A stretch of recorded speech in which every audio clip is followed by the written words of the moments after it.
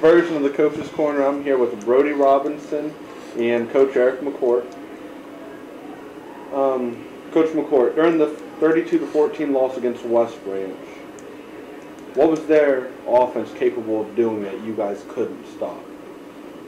Or that you guys failed to stop it against them? Obviously, the biggest thing to me is anytime you can't stop the run, it opens up some other things, and they were able to do some things, and they got the edge on us a couple times. And there's some things that we definitely have to watch in the film. We've got to correct, and we've got to do better that we didn't necessarily understand what was happening at the time, and then you kind of see it, and it's fixable. Some things that we were doing, so but it's frustrating sometimes when you see those things because I think there was. We could have played it definitely a lot better had we understood what was happening, once you can open up the run game, and the pass game kind of comes along with it, and as I talked to you about earlier, we gave them a lot of opportunities by our 3 and out, and anytime you give them multiple opportunities to have an offense on the field, and it's a good offense, they're going to score points. So. And you guys had a lot of young guys out on the field. Yeah. Going into this week, since they got that playing time under their belt, do you see improvement for them? I sure hope. I mean, that's the whole thing that you want is through that experience comes ability and understanding, and the game slows down, and you're a little less nervous this week than you were last week, and all those kinds of things happen, and that, we ask a lot out of our young players at this point in time, and sometimes it's not it's not always fair, because there's things that our young guys should be playing on a Saturday mornings from playing JVs and doing that, but we ask them to step up and play on Fridays, and due to some injuries and due to some other things, and I think our kids are trying their best to answer that call and do those kinds of things. So absolutely, I think that through a week's worth of experience, we're going to get. We're going to make things better. And you guys, the block punt, did you send everyone on it? Yeah, we sent the house. You sent the house. Yeah. And Brody, you tell me a little bit about that since you were the man of the hour with the fumble recovery there. Saw the opportunity and I took it. Felt pretty good. First touchdown, by the way.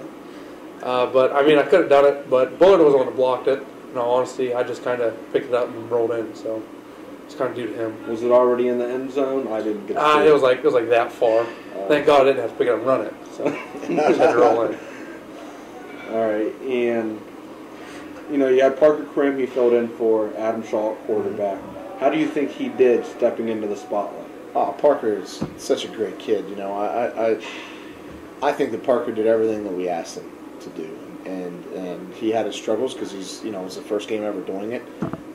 He hasn't taken a ton of reps at that spot, but I couldn't be happier. There's not a question that he gave us his best effort on Friday, and I know there's things that he was disappointed in that he thought he could have done better, and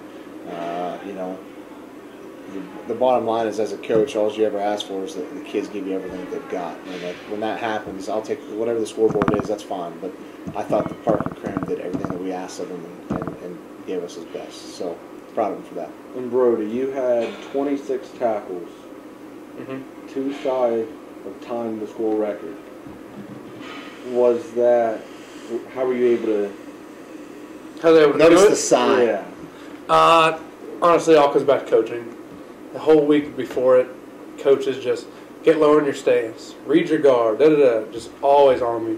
That's probably the hardest week of practice I had, and it showed. But it's a lot easier once you actually learn the game. It's taken me 4 years to do it, but actually I understand the coaching. I do it.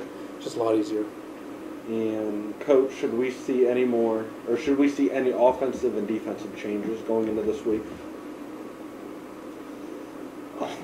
You always want to see changes. Good and get things better, and obviously there's things that we've got to do from a standpoint of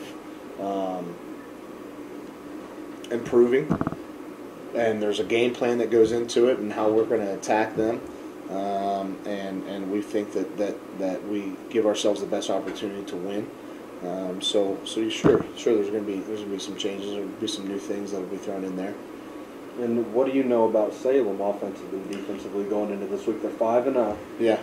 They're 5-0 for a reason, as you said earlier. Yeah, they're a great team. They really are, and I have the highest respect for Coach Ron Johnson that's down there and what he's done, and I think that he has taken a program and he's starting to turn it around, and he's got a group of kids that are in there that are buying into what he's selling, and they're playing hard. They've got a great senior group, which is always important, and they're doing a lot of things the right way.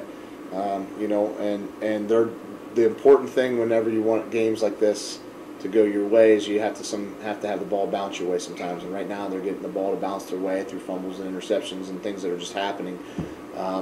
So they've got a very strong offense.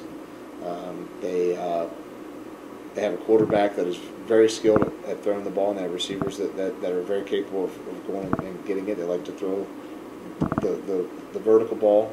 They have a very good running back that's very comparable to the running back we just saw at West Branch. And they have a defense that gets after it. I mean, they run a 3-3 defense, and they like to bring a lot of pressure. So we're going to have to do a good job, especially with some guys banged up, of protecting whoever's in it at Q. So. All right, thank you guys. Yep.